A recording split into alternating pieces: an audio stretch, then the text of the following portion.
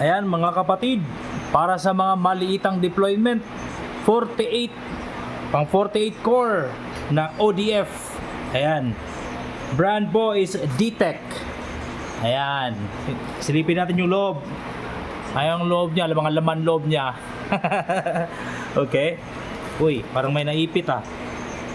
Ayun yung uy, yari. Okay. O, di ba? Ayan.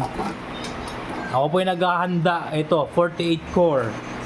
Ito is para sa ating main server. Okay. Yan guys.